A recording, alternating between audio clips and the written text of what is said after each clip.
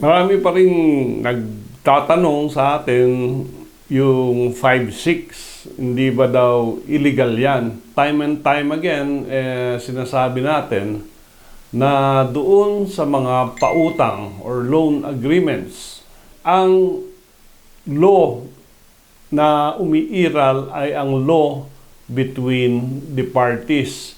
At sa ngayon, because sinuspindi ng central bank ang effects ng usury law, wala na hong 6% or 12% interest na dati ay lawful or legal interest.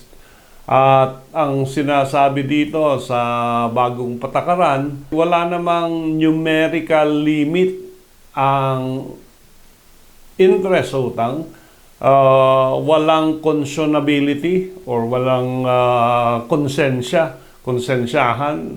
Basta ang governing rule is kung ano ang napag-usapan nyo ng mga parties, yung nagbibigay ng loan at yung umuutang sa loan, then yun ang matutupad. Normally, 3% per month or 36% per annum.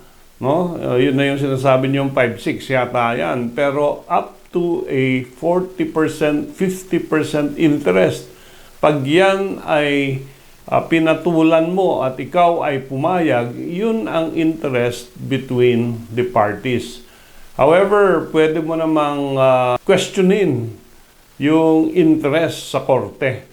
At pag nanalo ka sa korte, ang ipapataw lang na interest ay yung lawful or yung legal rate of interest. So, kahit nasabihin natin na excessive, unconscionable, immoral ang 5-6, sa ngayon walang batas na pumipigil sa kanya.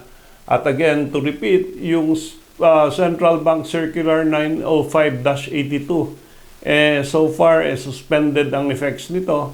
So, parang no limit ang loan interest ngayon as between the parties.